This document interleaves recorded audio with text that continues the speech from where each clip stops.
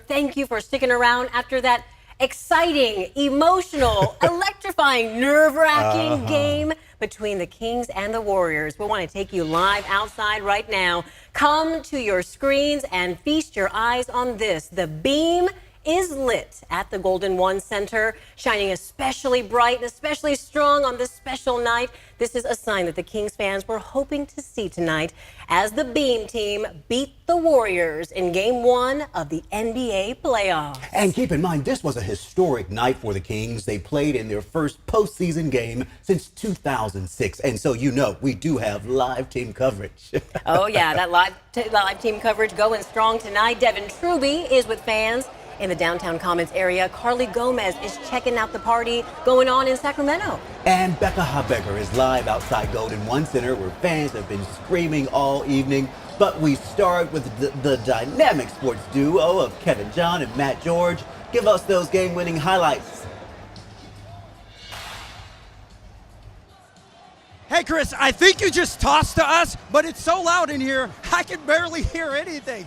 At any rate, if you guys want to know what the loudest place on earth sounds like, Golden One Center for the last 2.5 hours definitely broke decibel levels and tore the roof off of this place. I'm Kevin John, right next to Matt George right here. And Matt, one word to describe what we just witnessed inside of Golden One Center. I think chaotic in so many ways. Like, this win was a very chaotic win for the Sacramento Kings. They did not win by the way that I thought they were going to have success in this series, which was shooting the ball well. Now, the good news is the shot came in late. They started hitting shots when it mattered, especially De'Aaron Fox in the fourth quarter, which we should be used to at this point, right?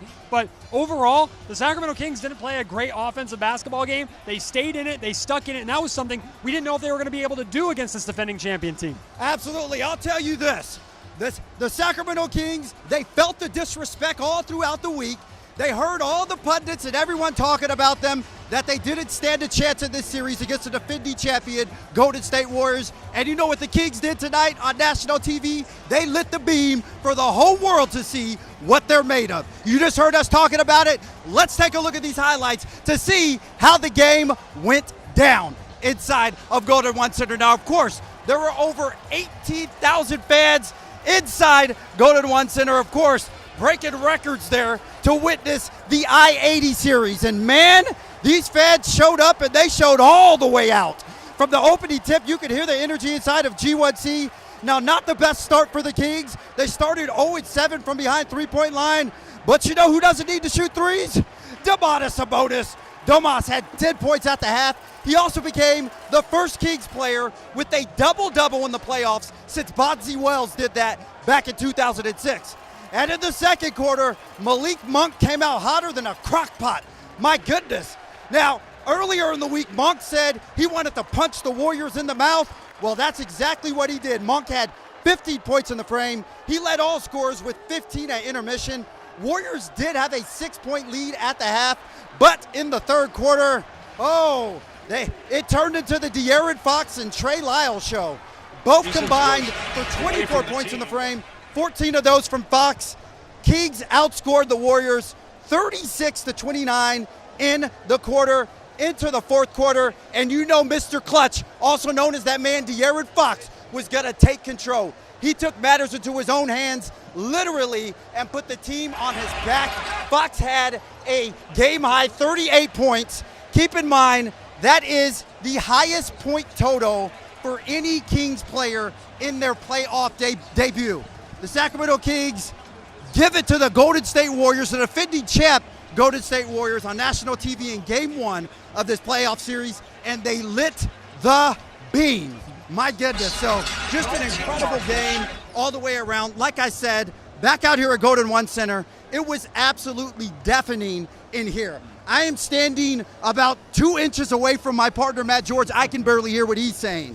At any rate, Matt, what was one of the things that surprised you the most, or shall I say, really got you excited for the first half of this game? Well, the reality is the Sacramento Kings should be feeling really good about the remainder of the series, not just because they went up 1-0, but they did it without having to explode offensively. I really thought that was going to be the way. They were going to play that historic offensive pace. They had the best offense in NBA history during the regular season, so we're going to see if the Sacramento Kings had to score at that rate in order for them to have a chance in this series. and offensively, it looked like the Sacramento Kings were in that position, especially in the third quarter. Golden State Warriors were rolling. They were up by 10 points in the third quarter. Sacramento Kings closed that third quarter on a massive 15-4 run to actually take a lead going into the fourth. They did that with Steph Curry on the bench. It was really important for them to win those minutes. Then they come in the fourth quarter, extend that lead a little bit. Curry and Klay Thompson come out firing, as we knew they will. Sacramento finds a way to hold on, a lot of it having to do with the big shot making of De'Aaron Fox. Get this, De'Aaron Fox and Malik Monk scored a combined 70 points. This is both of their first ever playoff game. Talk about making a statement. You know, they made a statement and then some, and I referenced what Malik Monk said earlier, actually just yesterday in practice. Malik Monk used these exact words. He said, "We gonna hit him in the mouth first." His exact words, and like the great Tupac Shakur once said, "Bomb first." And that's exactly what he ended up doing. He came out here and he hit them in the mouth, figuratively speaking. Like you said, they combined for 70 points, 32 for Monk off the bench. What is it about the bright lights where Malik Monk just loves to come out here and shine the brightest? Well, he loves this stage, and he loves the pressure, and he loves the energy moments. I mean, he's just an energizer bunny. He's been that all season long. He's the loosest guy in that locker room. He likes to keep it chill, likes to keep it fun, likes to keep it jovial. You know, Matt, I'm gonna stop you for a second there. I understand that we have some of the Kings players or Kings head coach Mike Brown live on the presser. We're gonna go to that right now. Wait. So, I think fly well, and we expect to continue to do stuff like that just throughout the series. But guys were on the details tonight. Harrison, you see this team again in about 48 hours. So what do you guys got to do to keep up that momentum? For us, it's simply just who's going to have a greater will.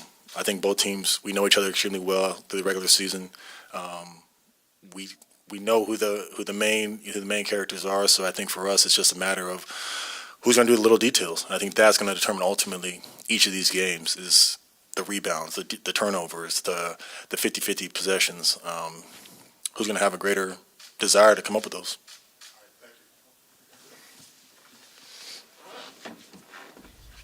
You have been listening in to the news conference there with Harrison Barnes. Don't forget, Game 2 is coming up on Monday at Golden One Center. This is one of those things where you really saw the Kings had the fight. If people didn't know, now you know. The Kings are the real deal. And Laura, here's the thing. This is the first time that all 4 NBA teams here in California are in the playoffs, and the Kings are leading the way. Definitely. 17 years, 16 seasons in the making. I'm thinking some of the youngest fans out there who are under that age. They've never seen this happen before, and so exciting. Really great job. Well, take a look at this. We asked and you delivered.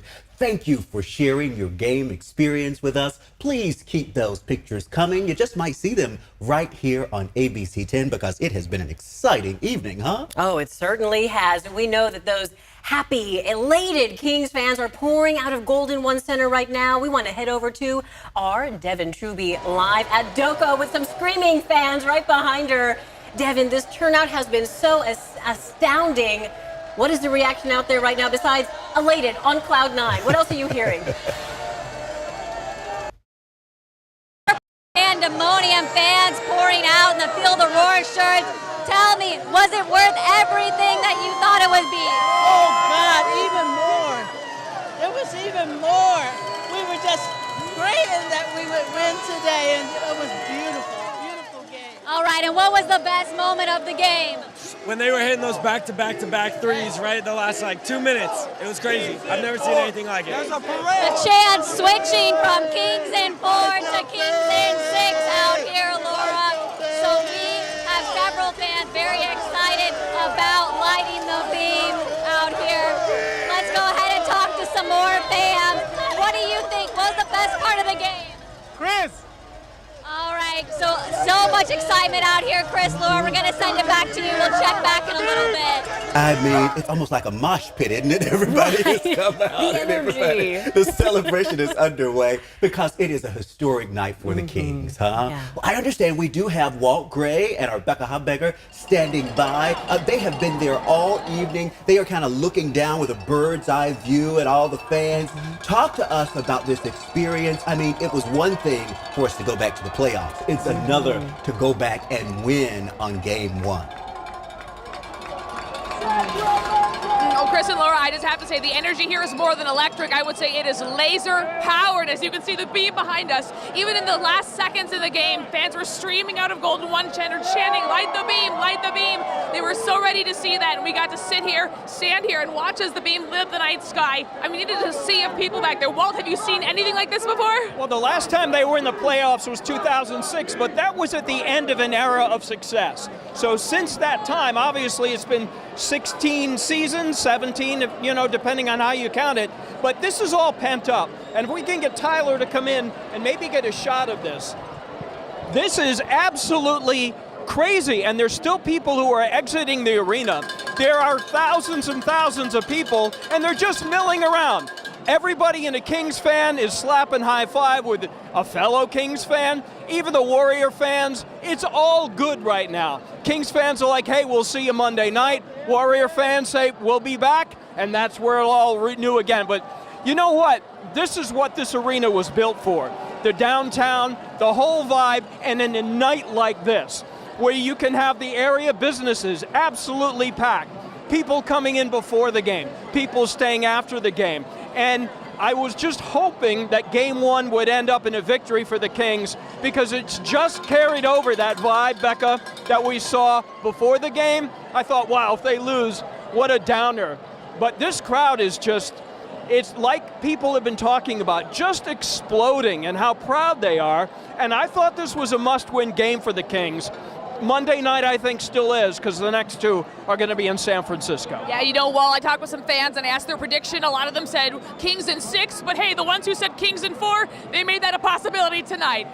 Chris and Laura, we're going to toss it back to you as we cover this excitement out here at Golden One Center. Just wonderful to see all those crowds down there at Golden One celebrating this historic night. Stand by. We'll come back to you shortly. We do want to go to our Carly Gomez now, because it's not just happening at the Golden One Center. We've got watch parties happening all across the region, right? Oh, yeah. Carly, where are you at and what's it looking like? Yeah, we're here in Midtown area at Urban Roots. It was just packed, and everyone finally now filing out. We still have a few people left behind, but they had big screens going on here, and even little pint-sized people here as well. Our friend Theo joining us. What do you have to say, Theo? Say it loud and proud. Loud and proud. Light the beam. Light the beam. Well, Theo, he is here with his dad, who live close by, but he's wearing his pajamas. Why is that? Well, it's his bedtime, but there's always an exception to the rule, and we had to come and celebrate and shout out to Sacramento. That's right. And Theo, these are now called your what? These are the lucky game pajamas. Yep. And so you're going to be wearing these every game night. Is that right now? Yes. You want to say light the beam? Light the beam. All right. Sacramento Kings. Sacramento Kings. All right, so you have it here. Everyone here just so excited to be here, even celebrating at Urban Roots. But of course, we'll send it back to you as everything's starting to wrap up here. But such an electric night at Urban Roots. Great. Carly, thank you. We want to go live now. Back to the Kings news conference going on right now. Mark Haynes, Sacramento Observer. De'Aaron and Malik, at what point for both of you guys did you guys know you had something special going on here this year? For me, obviously, I've been here for a while, so I would say during the summer, to be honest, just seeing the guys that we brought in, even going back to the deadline last year, we kind of saw what we had, what we could do, but then getting Malik and getting Kev this summer and then drafting Keegan, I mean, that's a lot of shooting, that's a lot of length, and that's a lot of athleticism. So once I saw the roster that was being built, I thought that we could be really good. And I think it took us a while to gel together throughout the season. But at the end of the day, I think we're a pretty good team right now. I knew early, man. Especially that's why I came here. Like I said earlier, I seen the pieces. I knew we were gonna be a sleeper. So that's another reason why I came here, to wake people up, and I think we did that. James Ham, ESPN 1320. De'Aaron, 40 minutes of play, the 38 points is impressive, but to be honest with you, your defense was probably some of the best we've seen from you in your career. Just how much is that who you have to be, and how exhausted are you after doing that on both ends of the court? Did y'all see that clip of J.R. Smith talking about Delhi? Did y'all see that clip? That's just real. it's real. I mean, obviously, I didn't guard Steph the entire game, but like most of the first quarter, most of the fourth quarter, I guarded him. That clip is real. Obviously, my team wants me to do things offensively, but and Mike talked about it as soon as he got here. He's not worried about what I can do offensively. He wants to see me be better defensively, and that's something that that I want to take the challenge of doing. And I think we've all seen it in spurts, but I want to be able to do it throughout the course of a game. And playing 40 minutes, scoring 38 points is cool, but just trying to be as disruptive as possible while guarding, if not the best player in the world, the best player to ever, jump shot wise, shoot a basketball, not just off the catch, but off the dribble. The guy's probably one of the craftiest players to ever touch the ball. Just to be able to just try to be disruptive for me, I think is the biggest step. And I think that's kind of something that I don't care to prove to anybody else, but I want to prove to myself that I can go out there and just try to hound, some of the best guards in the league. Colin Ward-Henninger, CBS Sports. This is for De'Aaron. You've been here your whole career over here.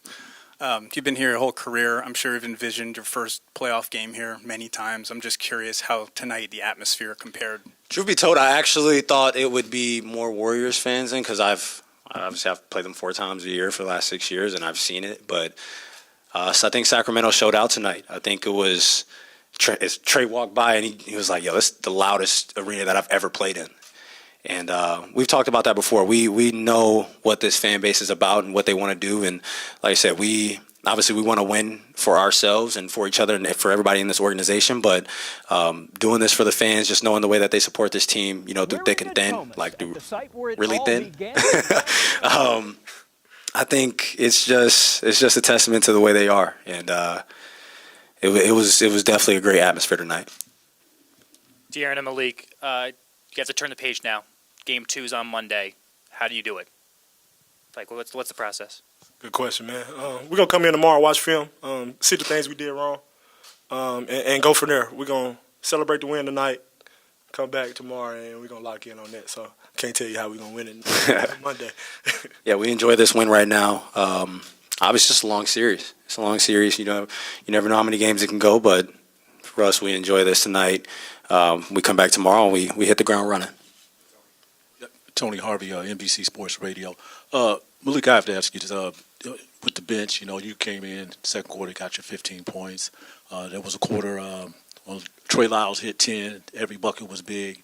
And Alex Len, with little minutes that he did have, he was really impactful. Just want to talk about, did you guys have a discussion about what type of work that you had to do coming off that bench? Oh, yeah, definitely, man. I always try to tell the guys we got to come in and have more energy than the first group so they can come in and pick it up just how we did.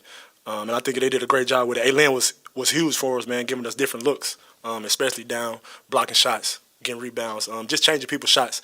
And Trey always going to be Trey. I always tell him to shoot the ball every time and just be confident. So I always have a conversation with the bench every time, before every game. De'Aaron, you've been teammates with Harrison Barnes for a long time. Just your thoughts on what kind of leader, steadying presence he is. A typical versatile game, but just what he means in the locker room and in general. I mean, exactly what you said. Just a very steady presence. He's someone who we ask to go out there and guard some of the best. I mean, there are times where he's guarding AD, he's guarding Cat, he's guarding guys who he's given up 4 or 5 inches to. Then tonight he comes to me, he's like, "Yo, I got Steph for a while," because obviously I'm chasing him around. He's like, "Save your legs a little bit." He goes out, he guards Steph. He makes big, timely shots for us. At times we can go to him in the post. He's able to be a playmaker or a scorer. He does a lot of things for us, and him being the oldest guy on the team, he's been there, he's done that, he's been in big games. So, I mean, we look for that in him, and I think that's what he wants to do. I mean, everyone in here has met HB. You've talked to him. You can just feel the aura around him, and you kind of just always know that it's always a calm aura around him. So when he's out there or when he's talking, everybody listens, and he helps his team tremendously. There you have it. That is the news conference that you've been listening to there. And I will tell you, this is such a proud night for the Sacramento Kings and for the capital city. It means so much to people many have waited a generation to see this, right? Absolutely. And they are looking forward to the celebrations that are going to come. And you know what? The next game is coming up on Monday, so we don't have a lot of time to celebrate. We're going to be looking forward to yet another win. The beam is lit. Take a look outside. We do have a look that we can show you of the crowds that are there and that beautiful purple beam lighting up the night sky. Stay with us. We're back right after this.